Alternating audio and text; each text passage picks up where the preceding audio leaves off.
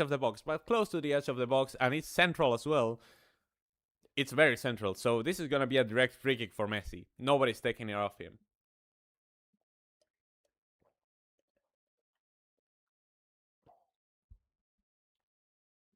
So this is what I need. Now I need Messi free kick goal. After everything that we've seen this World Cup, Messi free kick goal would be absolutely everything. Lionel Messi steps up for the free kick. Just wide. Just wide. That's fine. That would have been so amazing though. Messi only has one free kick goal at the World Cup, that one that he scored against Nigeria in the 2014 World Cup. Another free kick goal would have been amazing.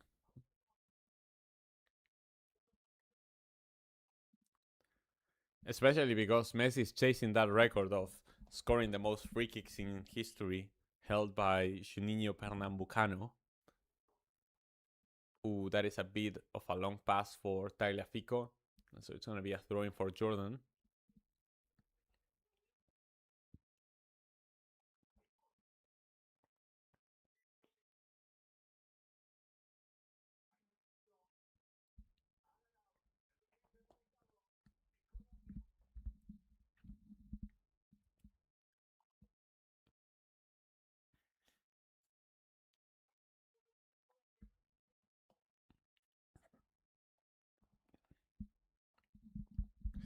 Ay, ay, ay. All right. I gotta say, like, very little things changed from the first half and the second half, but suddenly, like, Messi comes onto the pitch, McAllister comes onto the pitch, and Argentina hold a lot more possession. Like, after Lautaro scored that penalty in the first half, Argentina pretty much gave the ball away to Jordan. And now that McAllister and Messi are on the pitch, Argentina has the ball like all the time. We recover it like so quickly, and we don't have somebody like the Paul who usually recovers the ball, but instead we have playmakers, and they still make the team recover the ball quicker, which is kind of crazy to think about from a tactical point of view.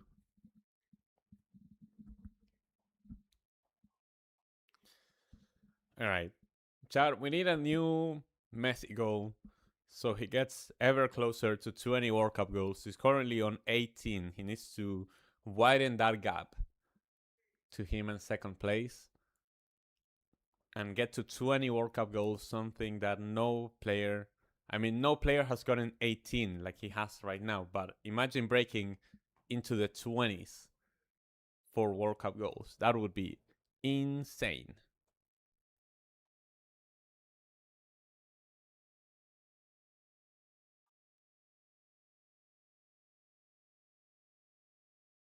Messi.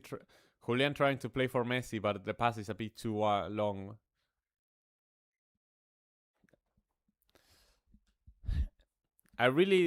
Honestly, I think it's more important for Argentina as we go into the hydration break. I think it's more important for Argentina that Julian gets a goal than Messi getting a goal. Because Messi, we're going for the record, the record that he already has. It's kind of a stupid move.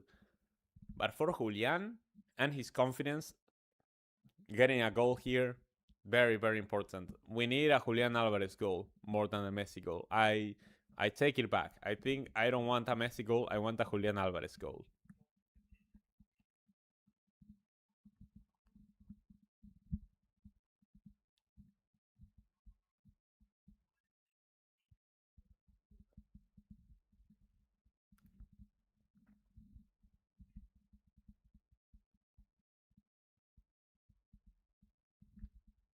This stupid hydration break. What are we gonna do about it, man?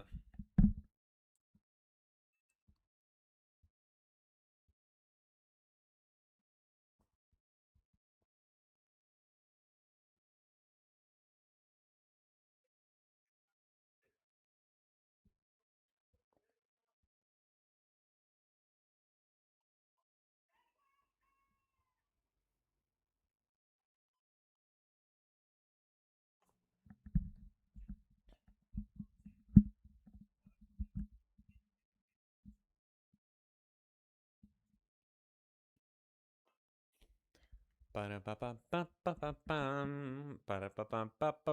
does Furmov have to say?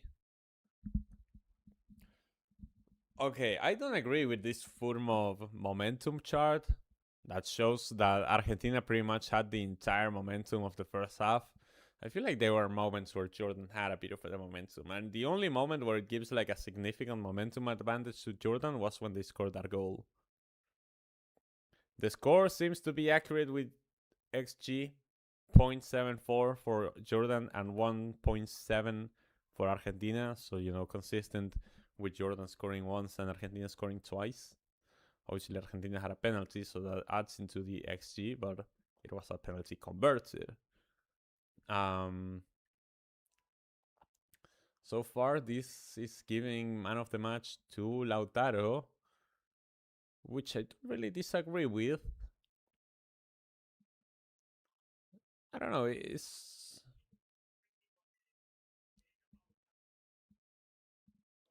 okay. No, it's not really giving Emi Martinez any blame for the goal. It was like a high quality chance, but yeah, just scoring once from one shot on target. But it's a high quality chance, so like why not really anything to blame Emi Martinez for in that goal. All right. And it's the hydration break. We saw another substitution in the Argentina national team. Giuliano Simeone being subbed out, and in comes Valentin Barco making its workout debut. My GOAT, the Boca Juniors Academy player, finally getting to play in a World Cup. So let's see what Barco can do. Imagine Barco World Cup goal. Barco World Cup goal would be incredible stocks, especially now that he's going back to Chelsea. Well, not back to Chelsea, but he joined Blueco after going to Strasbourg, but now he's getting brought into Chelsea. And let's see what he can do there. Gonna be very exciting, especially since he hasn't played in the Prem after playing at Brighton. Interestingly, though, Barco is playing on the right, which is something that we saw in that friendly against, who was it? Against Honduras, I think. I think in the friendly against Honduras, we saw Barco playing on the right, and I'm like, I get it that you want your players to be polyfunctional, but Scaloni, just keep it simple. Like, he's a left midfielder, play him on the left. Like, what is the need to be like, all right, everybody needs to be able to play every position? No, you can have specialists too, and Barco makes things happen on the left. Making him play on his weak foot doesn't really do much favor for him.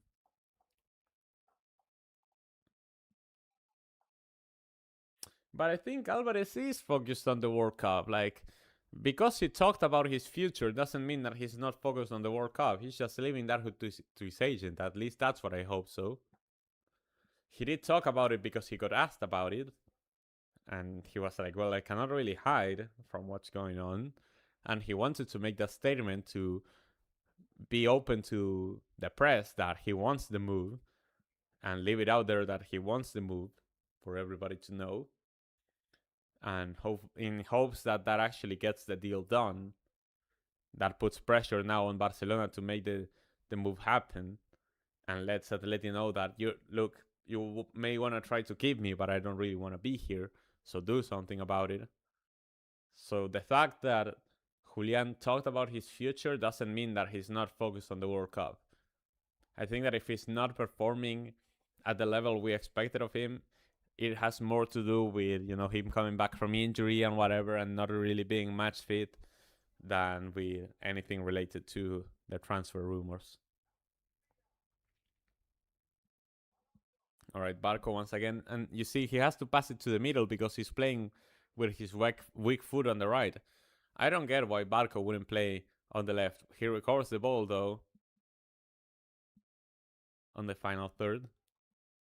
Now we're back to playing. Here comes Messi, tries to play it for Palacios, gets dispossessed.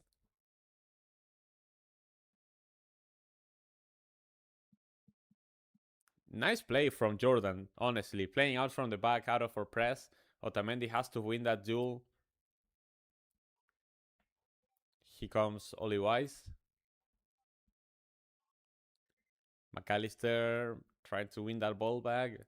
Jordan keep possession for the moment. Now Argentina more organized at the back, now that everybody has trotted their way back.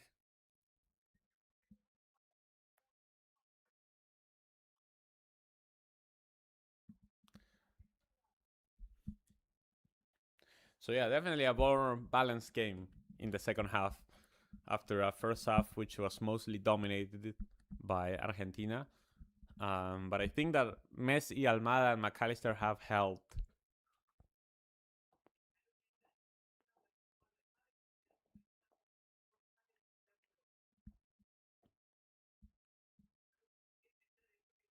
All right, that's going to be a foul for Jordan.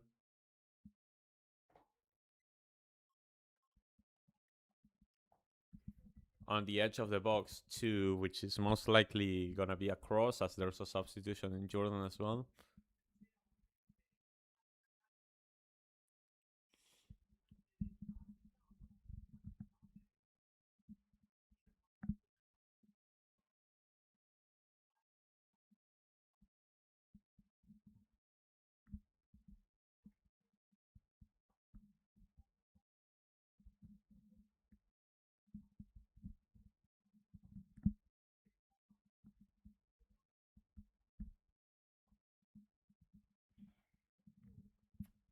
Yeah, I think that Jordan is gonna play this free kick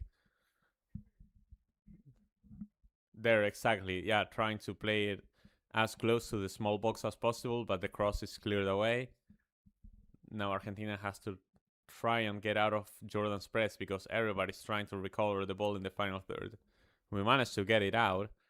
Here comes McAllister. Let's see if we can make some sort of counter-attack happen because here comes Barco on the right-hand side.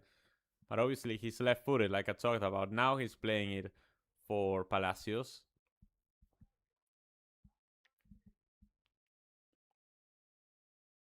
McAllister trying to ask Palacios once again. Now, yeah, Palacios is definitely playing as a right back, appearing basically as a right winger when we're in possession now that Simeone is not on the pitch anymore, linking up with Barca on that side, which is like so bizarre to say and see. I don't know why. I'm gonna keep saying it because I really don't understand what Barco is doing on the right. I feel like that position doesn't suit him like at all.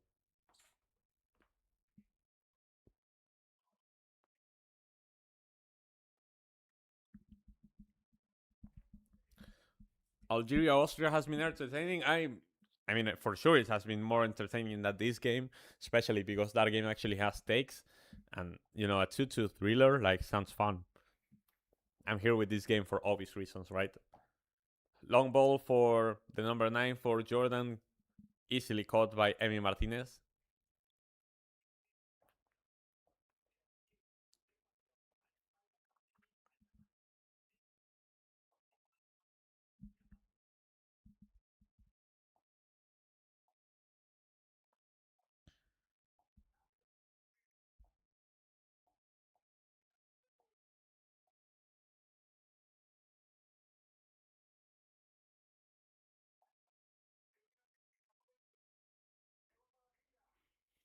Thiago Almada, nice spin. Oh, nice by Thiago Almada. Who is he gonna find now? Messi.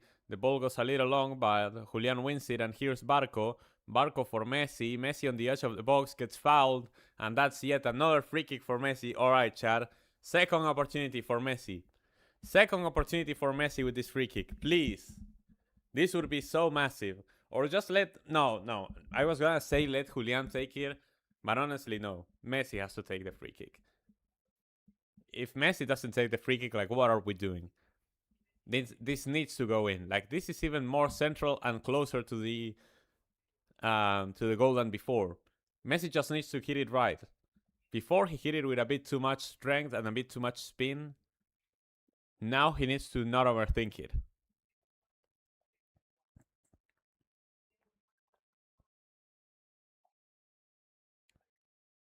Amazing play by Thiago Almada over there. Like, I was talking trash about Thiago Almada during, the first half before he came on. And after he came on, he's been absolutely amazing. Changed how the Argentina team played. All right, Messi with the free kick on the edge of the box. Messi shoots. Messi with the goal. Vamos! ¡Qué golazo! What a goal by Messi with the free kick. Vamos! Vamos! ¡Qué golazo! Messi free kick goal again. Just like against Nigeria in 2014. Second free kick goal for Messi at a World Cup. And he's now on 19 World Cup goals. 6th on this World Cup alone. What a free kick by Messi. Again, fooling the keeper with the dummy wall. Going low this time, like I was saying, not overthinking. Going low with the dummy wall, especially since the keeper couldn't see a thing. Desert Tomb, thank you so much for joining. You came here right on time. 6 World Cup goals for Messi in 3 games, like you are saying, Mr. Krabs. Oh my god. What a madman. And another free kick to the tally. Add another free kick to the tally, ever so closer. First player to score in 7 consecutive FIFA World Cup appearances. Because it's these 3 games, and then the final, the semi-final, the quarter-final, and the round of 16 of the last World Cup. So first player to score in 7 consecutive World Cup games as well. That is an insane stat to have too.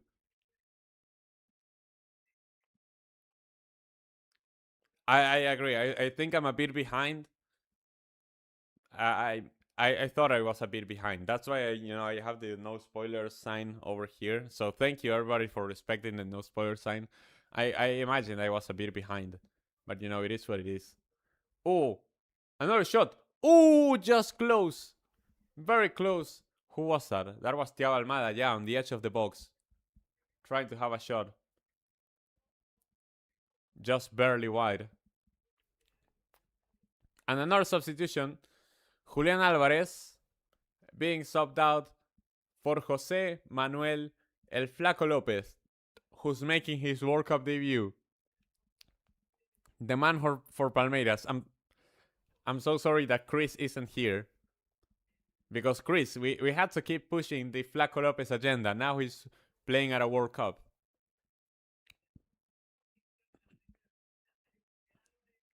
Messi would have had 25 World Cup goals he had scored in 2010. Maybe.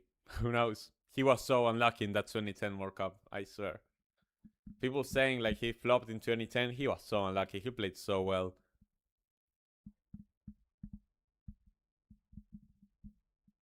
Insane stuff.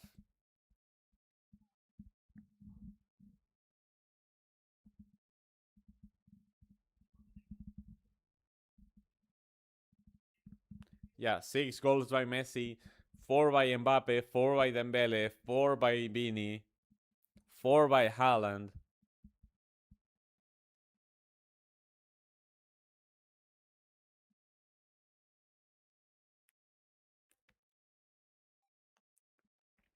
Incredible scenes in Dallas.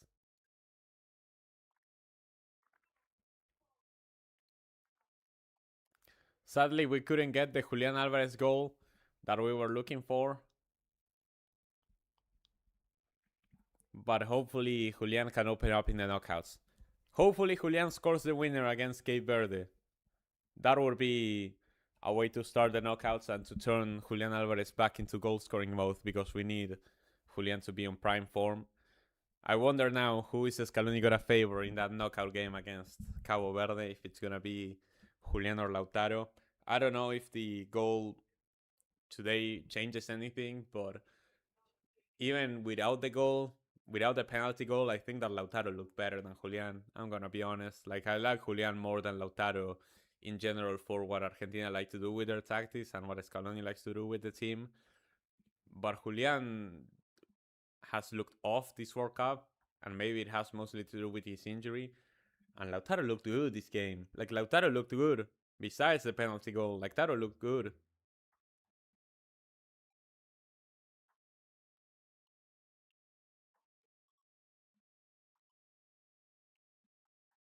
The bald guy next to Zanetti was Cambiaso. Cucho Cambiaso, also part of that treble winning team with Inter. I saw that Juan Sebastián Verón was present today at the game between Colombia and Portugal, I think. But those two on the stands, the one next to Zanetti was Cambiaso. Esteban Cambiaso, I think is his name.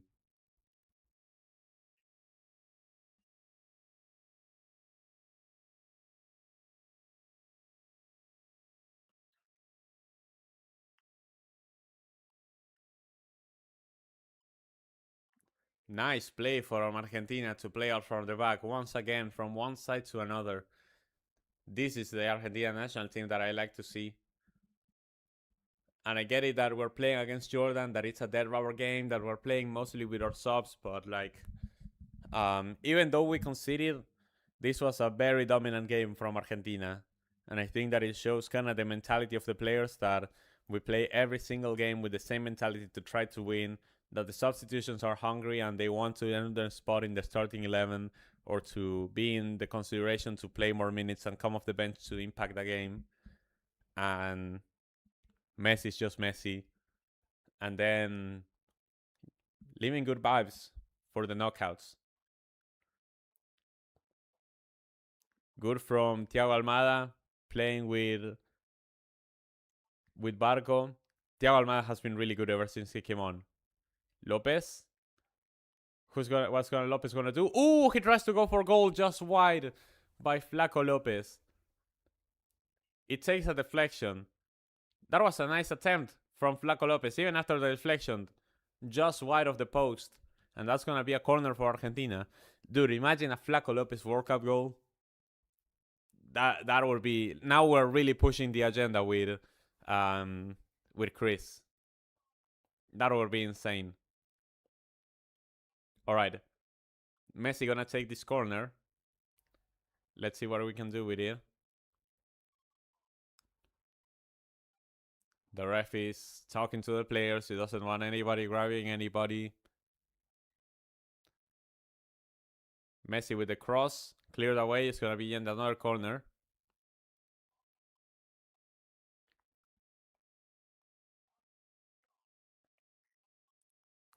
Let's see if we can find a fourth.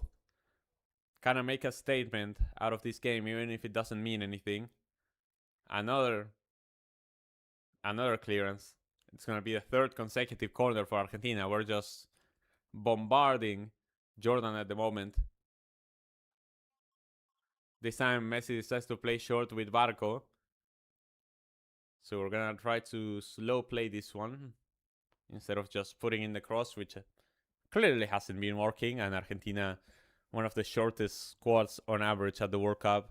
Not really known for winning in the air, although we have people like Otamendi on that box and now Flaco Lopez. And speaking of Flaco Lopez, now trying to dribble past his man. Barco, does he win a foul? Yes, Barco winning a free kick there, which is basically a corner from the position that he's in.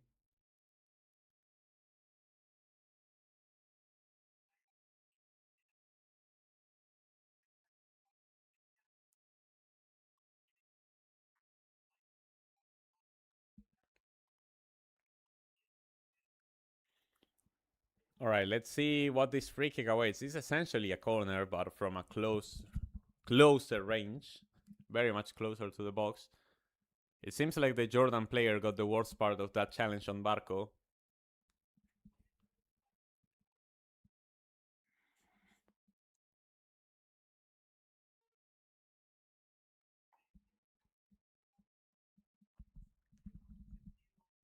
That is true, what they are talking about in the broadcast. And there is something that I hadn't considered. The 3 goals tonight, were set piece goals. Free kick by Lo Celso, penalty, free kick by Messi. So Argentina hasn't scored from open play here. Is that a call from concern? I don't think so.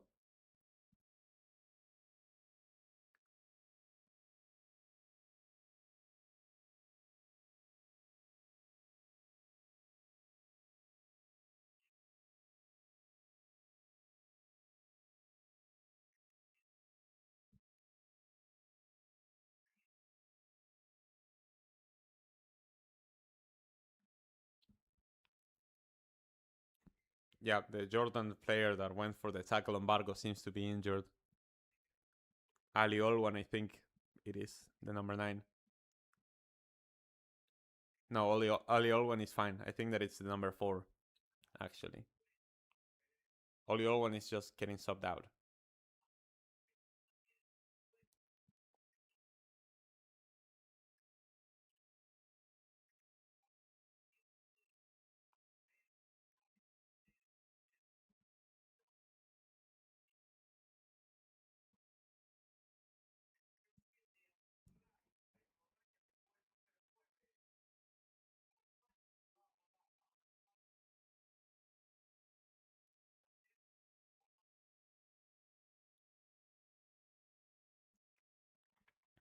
Alright, 5 minutes of stoppage time. Not much to play for. Let's see if Argentina can make something happen with this free kick taken by Messi. Messi puts it inside the box. So incredibly close. So many people coming into the small box, trying to tap that one in. Ends up going just wide, and it's going to be a goal kick for Jordan. We're approaching the end of the game.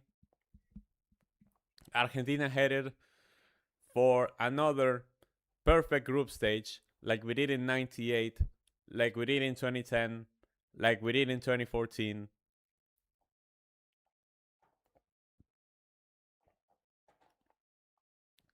And what a statement would be, despite people saying potentially that Argentina didn't really play against opponents that really tested us or whatever. The fact that Argentina getting this kind of result, still very important. Getting all 9 points, considering that last World Cup we have started with a loss. Very important. Very important, building confidence for that game. Run of 32 in Miami against Cabo Verde. It's going to be everything. We're obviously going to be here with our watch-along as Jordan tried to have another chance now. Cleared away by the Argentinian defense. McAllister trying to win it. Gets dispossessed. Now Barco is the one who has to clear it away. Barco holds on to it against the corner flag. Gets dispossessed, and that's going to be a corner for Jordan.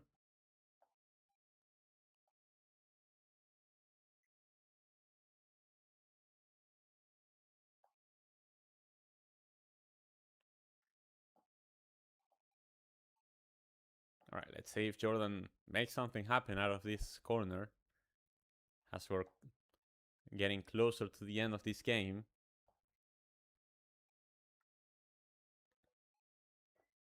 Cleared away by Otamendi.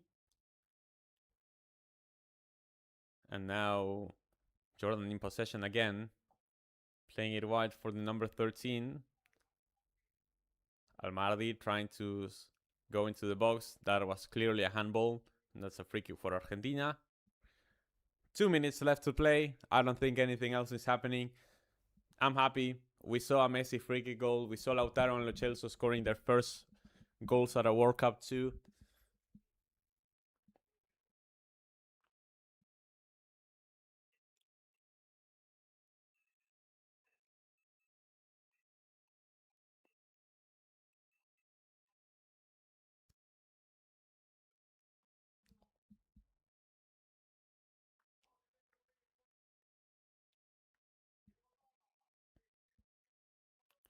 Ooh, Alexis trying to go for that long ball. Algeria goal, that changes everything. Wait, but that's actually bad for them. That's actually bad for Algeria because now they play Spain. And Austria is going to end up playing Switzerland. Wait, but that's bad for Algeria. Winning that is wrong for them. Now Algeria is going to play Switzerland.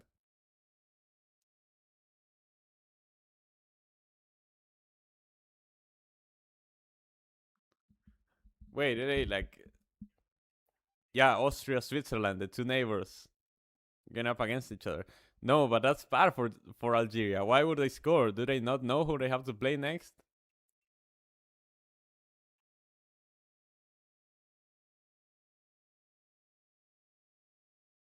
Wait, no, Austria is going out. Wait, Austria is getting eliminated. Oh my god. Wait, Austria is getting grouped. They are out. They are 3 points minus 1 goal difference.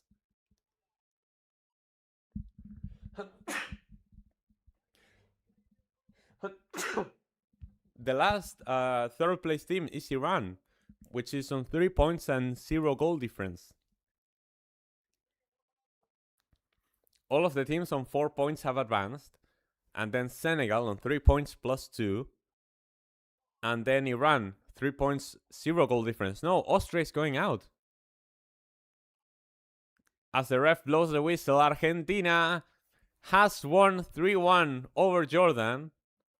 And what I cannot believe is that Austria are going out in the group stage with this last minute goal by Algeria.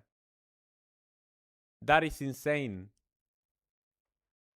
Wait, Austria has equalized again. No way. Has Austria equalized again? No way. No shot. Mares had gotten the goal in the 94th minute. And now Kazakhstan on the 90+6 push Austria in the next round again. Oh my god, I didn't realize that Austria was going out before that.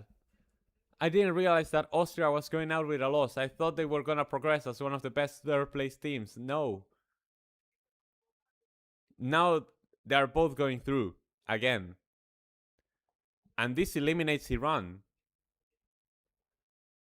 This actually eliminates Iran.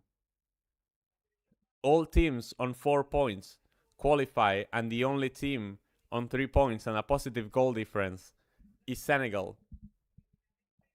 This eliminates Iran. Oh my days. Austria, after conceding a last-minute winner by Algeria, have gotten a last-minute equalizer themselves. No revenge for the disgrace of Gijón. No, not on their watch. Incredible. And the game ends. Wow. The 8 third best placed teams: DR Congo, Sweden, Ecuador, Ghana, Bosnia and Herzegovina, Algeria, Paraguay, and Senegal. And then the third place teams eliminated: Iran, South Korea, Scotland, and Uruguay. Ladies and gentlemen, the World Cup 2026 group stage has concluded. We have every single knockout game. Let me pull up Food Mob here so you can actually see what this actually looks like now. Oh, my camera is wrong. Okay, so let's see here the bracket. Confirmed now. No longer as it stands. Everything is confirmed. We have Germany against Paraguay, and who play tomorrow. The winner of that plays the winner of France-Sweden. We could have Germany-France in the round of 16, like we knew could happen if both of them top the group, like it happened. South Africa against Canada. Today, it's listed as today because it's already 1 a.m. here in Argentina. But yeah, tomorrow basically. And then the winner of that plays Netherlands against Morocco. Netherlands against Morocco is a great game. Great game. I guess I'm going to put it as it stands because we have Austria still not updated here. We have Portugal against Croatia. Banger game. The winner of that plays the winner of Spain-Austria. We would have there Spain against Portugal in the round 16. USA-Bosnia on July 1st. The winner plays whoever comes out on top from Belgium and Senegal. On the other side of the bracket, Brazil-Japan. Banger game. Banger game. Brazil-Japan. Ivory Coast or Côte d'Ivoire against Norway. Great game too. Mexico-Ecuador. Amazing game. Like, honestly, that could be really good. I wouldn't expect many people to turn up for that game. I think many people would write DR Congo out, but I think that's actually a banger game. Argentina against Cape Verde. Mark your calendars on July 3rd because we are going to be doing a watch-along for that. Argentina stepping into the knockouts again. Australia against Egypt. That's where Argentina's opponent will come from if we were to beat Cape Verde. Switzerland against Algeria. And the winner of that plays Colombia-Ghana. That is your World Cup knockouts right there. So if we're looking at like the confederations, I think that yeah, AFC did the worst because South Korea got eliminated, Qatar were eliminated. Well, from the other groups, you know, here there's no Asian teams. Here Australia made it through. Here Japan made it through. Iran is out. Iran is out. Iran was actually making it after Algeria scored, and now they're out. Heartbreaking for Iran after all the things they had to endure in this World Cup, all the bullshit they went through. They are out too. Saudi Arabia is out too. Iraq is out. Jordan is out. Uzbekistan is out. Yeah, really tough for Asian football. They only have Japan and Australia in the knockouts. Poor performance from AFC. On the other side, like CAF, South Africa is through. Morocco is through. Ivory Coast is through. Tunisia isn't. Tunisia is like the disgrace of Africa, one of the worst teams at this World Cup. Egypt is through. Cape Verde is through. Senegal is through on goal difference, just barely. Algeria is through. DR Congo is through. Ghana is through. Wait, who got eliminated from CAF? Nobody? Oh, Tunisia. Tunisia is the only CAF team that has gone out. CONMEBOL, the only team that has gone out is Uruguay. The only OFC nation, obviously New Zealand going out. CONCACAF, Mexico made it through. Canada made it through. Haiti did not. USA did. Curacao did not. And obviously, what's their face? Panama didn't make it.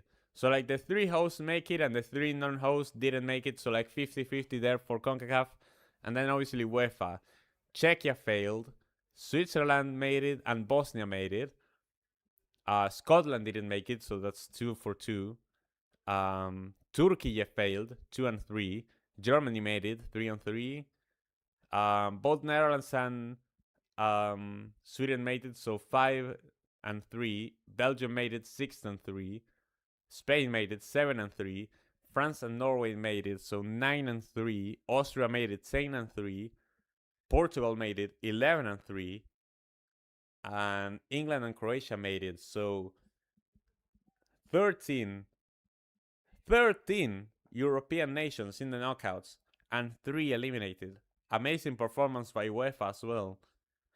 Yeah, I think the only confederation that flopped was Asia. And then to an extent CONCACAF, like 50-50 for CONCACAF, considering you have the 3 hosts, it's not great, honestly. Anyway, I think, as I reactivate my camera, I think that's going to be it for today. Argentina winning 3-1 in this game that honestly didn't really matter, obviously, against Jordan, but some great feelings because Lautaro got his first World Cup goal. Lo Celso got his first World Cup goal. Messi scored a free kick goal, which is always nice to see. Yeah, I'm going to be posting a video real quick, recapping this game, recapping the group stage as a whole for Argentina, and what to look out for in that Cape Verde game. So thank you all so much for watching. I hope you enjoyed this stream. Remember to like, leave a comment, subscribe, and whatever, all that good stuff. And thank you all so much for watching. And remember, we'll be here for that round of 32 game in Miami, July 3rd, Argentina against Cabo Verde. Thank you all so much for watching, and I'll be seeing you all next time. Peace out.